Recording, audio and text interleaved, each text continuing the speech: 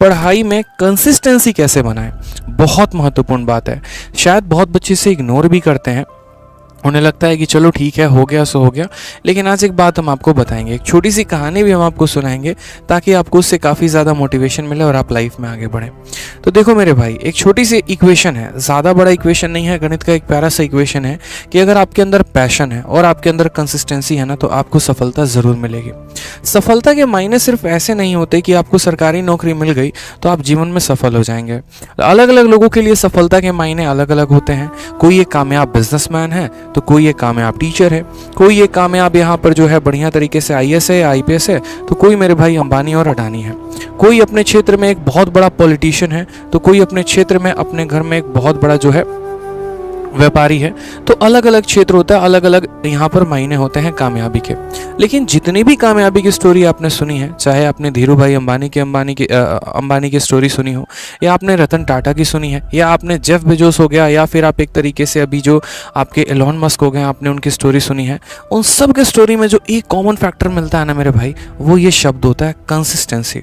ठीक है, आज अगर हम आपको एक छोटा सा इंसिडेंट बताएं तो मैं बायोग्राफी पढ़ रहा था एलोन मस्क की, छोटी सी कहानी उनकी मैंने पढ़ी।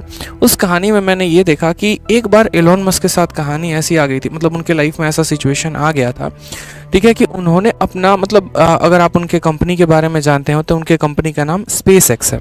स्पेस एक्स एक ऐसी एजेंसी है जिस तरीके से आपकी नासा हो गई, इसरो हो गई, ठीक है, जो सैटेलाइट्स को लॉन्च करते हैं, तो स्पेस एक्स उनकी खुद की पर्सनल एजेंसी है जो सैटेलाइट्स को अंतरिक्षों में लॉन्च करती है। तो स्पेस एक्स को उन्होंने शुरू किया, स्पेस एक्स को बहुत ज़्यादा पैसा लगाकर शुरू किया। पहली बार जब उन्होंने रॉकेट लॉन्च किया था वो फेल हो गया, ठीक है।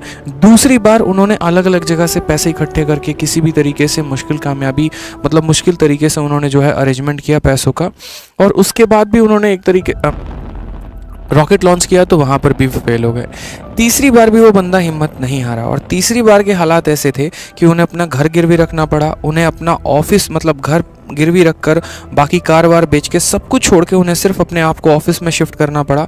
वहाँ से जो पैसे आए उसको उन्होंने वापस से स्पेस एक्स में लॉन्च किया, ठीक है, और उस पैसे को वहाँ लगाया, और तब तीसरी बार जब उन्होंने रॉकेट लॉन्च किया था तो वो मेरे भाई सक्सेसफुल रहा। और आज आपको भी पता है कि दुनिया के सबसे नंबर 1 जो पैसे में जो सबसे ज़्यादा रिचेस्ट पर्सन है वो आपके एलोन मस्क है, ठीक है। रिस्क तो किया उन्होंने, कोई दिक्कत की बात नहीं, रिस्क ली बहुत बड़े लाइफ में, लेकिन एक चीज़ जो कॉमन थी वो मेरे भाई क्या थी, कंसिस्टेंट, ठीक है। आप बड़े एग्जांपल्स हो गए जिनको लाइफ में आप एक तरीके से देख रहे हो कि हाँ कोई कंसिस्टेंट रहा तो कैसे हो गया। आप प्रकृति को देख लीजिए, आप एक पल के लिए ऐसे समझिए, आपने दुनिया की सबसे बड़ी नदी का नाम क्या है, अमेजन है, आपने जाना है। भारत की सबसे बड़ी नदी हो गई आपकी गंगा, ठीक है। क्या लगता है आपको कि गंगा एक दिन में इतनी बड़ी नदी बन गई? गंगा को हम क्यों पूछते हैं, ठीक है। गंगा का उद्गम कहाँ से होता है? हिमालय से होता है। अगर आप जाएंगे हिमालय पर्वत पे तो बूंद बूंद करके पानी गिरता है, ठीक है।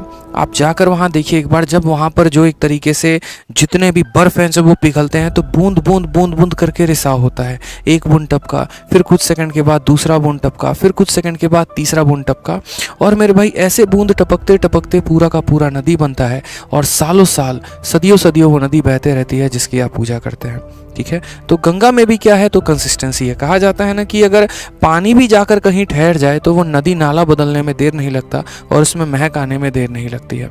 तो यहाँ पर भी अगर गंगा की पूजा की जाती है तो एक वजह से वो है उसकी कंसिस्टेंसी। जीवन में मैंने ऐसे कई सारे बच्चे देखे, कई सारे आप अपने केस स्टोरी सुनोगे। जैसे यहाँ पर कभी भी बच्चा पूछता है कि सर सफलता कैसे मिलेगी, सर कामयाब कैसे होंगे, सर जॉब कैसे लगेगा।